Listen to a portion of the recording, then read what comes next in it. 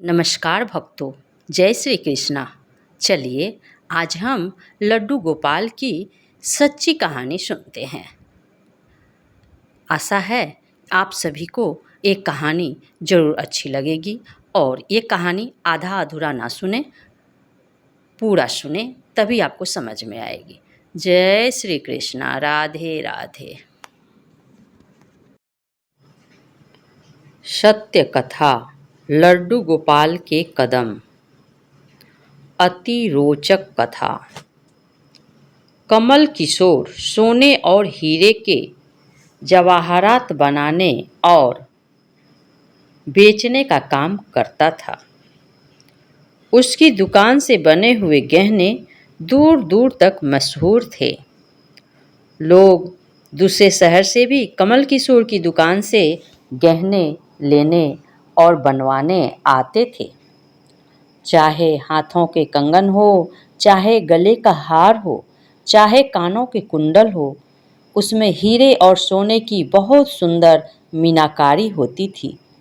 सब देखने वाले देखते रह जाते थे। इतना बड़ा कारोबार होने के बावजूद भी कमल किशोर बहुत ही शांत और सरल स्वभाव वाला व्यक्ति था। उसको इस माया का इतना रंग नहीं चढ़ा हुआ था।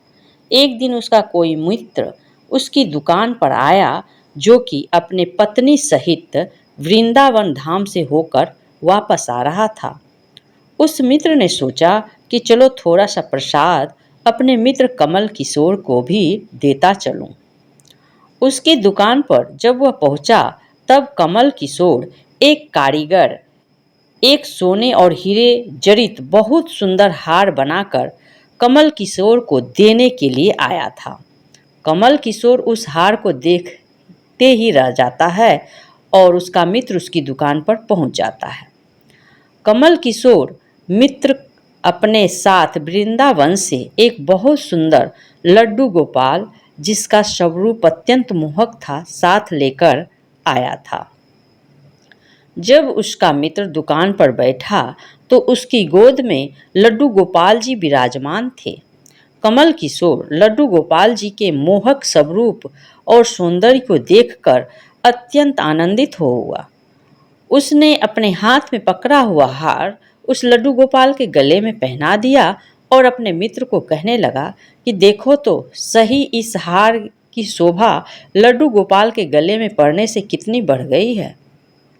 उसका मित्र और कमल किशोर आपस में बातें करने लगे। बातों बातों में ही उसका लड्डू गोपाल को हार सहित लेकर चला गया। दोनों ही पता न चला कि हार लड्डू गोपाल के गले में ही पड़ा रह गया है। कमल किशोर का मित्र अपनी पत्नी सहित एक टैक्सी में सवार होकर अपने घर को रवाना हो गया। जब वह टैक्सी से उतरे तो भूलवश लड्डू गोपाल जी उसी टैक्सी में रह गए। टैक्सी वाला एक गरीब आदमी था, जिसका नाम बाबू राम था, जो कि दूसरे शहर से यहाँ अपने परिवार का पालन पोषण करने के लिए टैक्सी चलाता था और वह टैक्सी लेकर काफ़ी आगे निकल चुका था। आज उसको अपने घर वापस आना था, जो कि दूसरे शहर में रहता था।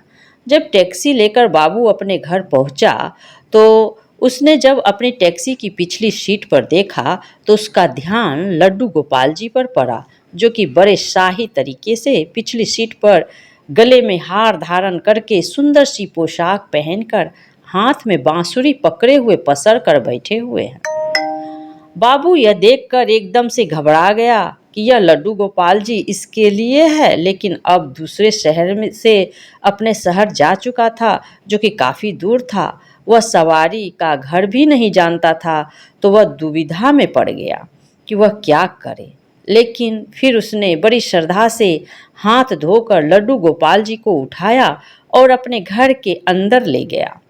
जैसे ही उसने घर के अंदर प्रवेश किया, उसकी पत्नी ने उसके हाथ में पकड़े हुए लड्डू गोपाल जी को जब देखा तो इतनी सुंदर स्वरूप वाले लड्डू गोपाल जी को देखकर उसकी पत्नी ने झट से गोपाल जी को अपने पति के हाथों से ले लिया और उसकी पत्नी, जिसकी 8 साल शादी को हो चुके थे, उसके अभी तक कोई संतान नहीं थी, लेकिन गोपाल जी को हाथ में लेते ही उसका वात्सल्य भाग जाग उठा।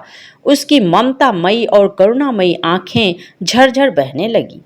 ममता वश और वात्सल्य भाव के कारण ठाकुर जी को गोद में उठाते ही उसको ऐसा लगा उसने किसी अपने ही बच्चे को गोद में उठाया है। उसके स्तनों से अपने आप दूध निकलने लगा। अपनी ऐसी दशा देखकर बाबू की पत्नी मालती बहुत हैरान हुई। उसने कसकर गोपाल जी को अपने सीने से लगा लिया और आंखों में आंसू बहाती बोलने लगी, अरे बाबू, तुम नहीं जानते कि आज तुम मेरे लिए कितना अमूल्य रत्न लेकर आए हो।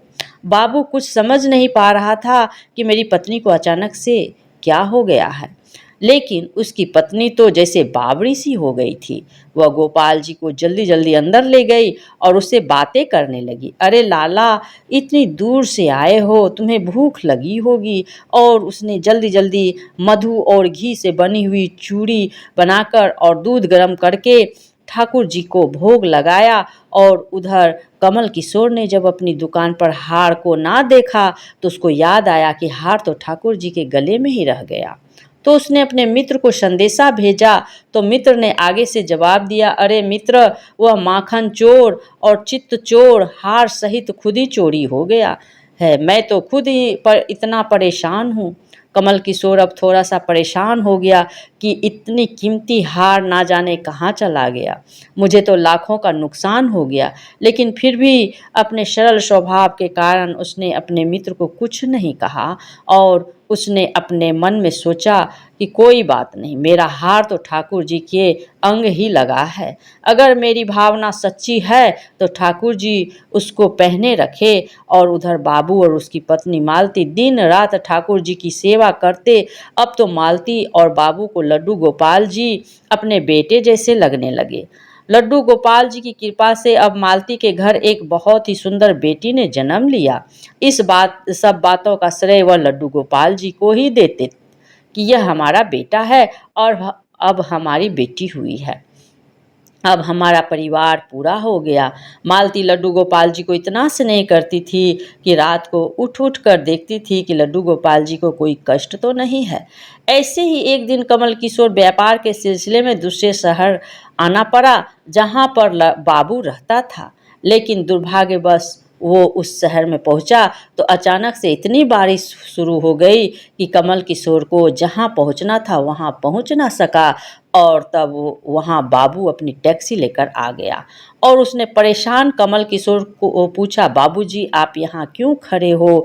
बारिश तो रुकने वाली नहीं है, सारे शहर में पानी भरा हुआ है, आप अपनी मंजिल तक ना पहुँच पाओगे और ना ही कहीं और रुक पाओगे। मेरा घर पास ही में है, अगर आप चाहो तो मेरे घर आ सकते हो।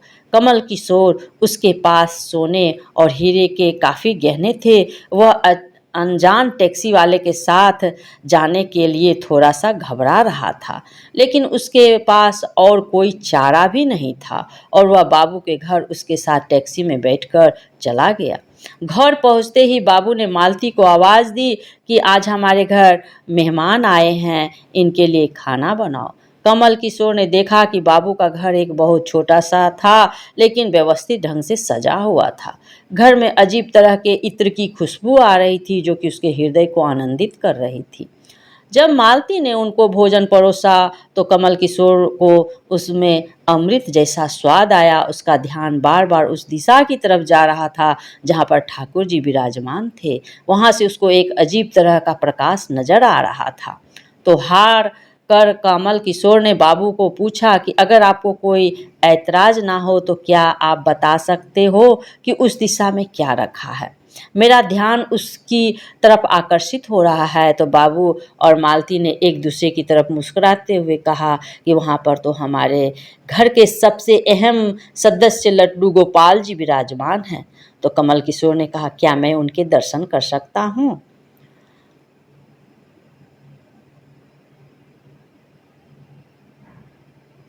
कमल किशोर लड्डू गोपाल जी को और उनके गले में पड़े हार को देखकर एकदम से हैरान हो गया। वह तो वही लड्डू गोपाल है और यह वही हार है जो मैंने अपने मित्र के लड्डू गोपाल जी को डाला था। कमल किशोर ने बड़ी विनम्रता से पूछा कि यह गोपाल जी तुम कहाँ से लाए हो? बाबू इस जिसके मन में कोई छल कपट नहीं था, उसने कमल किशोर को सारी बात बता दी कि कैसे उसको सौभाग्य से गोपाल जी मिले और उनके हमारे घर आने से हमारा दुर्भाग्य सौभाग्य में बदल गया। तो कमल किशोर ने कहा, क्या तुम जानते हो कि जो हार ठाकुर जी के गले में पड़ा है उसकी कीमत क्या है? तो बाबू और मालती ने बड़ी विनम्रता से हाथ जोड़कर कहा कि जो हमारे लड्डू गोपाल जी के अंग लग गई, हम उनका मूल्य नहीं जानना चाहते और हमारे लाला के सामने किसी चीज़ की, किसी हार का कोई मोल नहीं है। कमल किशोर एकदम से चुप हो गया और उसने मन में सोचा कि चलो अच्छा है, मेरा हार ठाकुर जी ने अपने अंग लगाया हुआ है। अगले दिन जब वह चलने को तैयार हुआ और बाबू उनको टैक्सी में लेकर उनके मंजिल तक पहुंचाने गया, जब कमल किशोर टैक्सी से उतरा और जाने लगा, तभी बाबू ने उनको आवाज़ लगाई, जरा रुको, यह आपका कोई सामान हमारी टैक्सी में रह गया है। लेकिन कमल किशोर ने कहा, मैंने तो वहाँ कुछ नहीं रखा है। लेकिन बाबू ने कहा कि यह बैग तो आपका ही है। जब कमल किशोर ने उसको खोल कर देखा तो उसमें बहुत सारे पैसे थे। कमल किशोर एकदम से हक्का बक्का रह गया कि यह तो इतने पैसे हैं जितनी की उस हार की कीमत है। उसकी आंखों में आंसू आ गए कि जब तक मैं निश्चल भाव से ठाकुर जी को वह हार धारण करवाया हुआ था, तब तक उन्होंने पहने रखा। मैंने उनको पैसों का सुनाया तो उन्होंने मेरा अभिमान तोड़ने के लिए पैसे मुझे दे दिए। वह ठाकुर जी से क्षमा मांगने लगा कि अब हो भी गया क्या सकता था।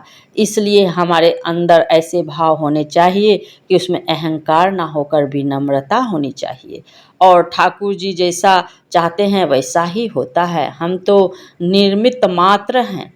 कौन ठाकुर जी को वृंदावन से लाया और किसके घर आकर वह विराजमान हुए, यह सब ठाकुर जी की लीला है। जिसके घर रहना है, जिसके घर सेवा लेनी है, यह सभी जानते हैं। हम लोग तो निर्मित मात्र हैं, बस हमारे भाव शुद्ध होने चाहिए। ठाकुर जी तो बड़े बड़े पकवान नहीं बल्कि भाव से खिलाई छोटी छोटी चीज़ को ही ग्रहण कर लेते हैं। बोलो लड्डू गोपाल की जय।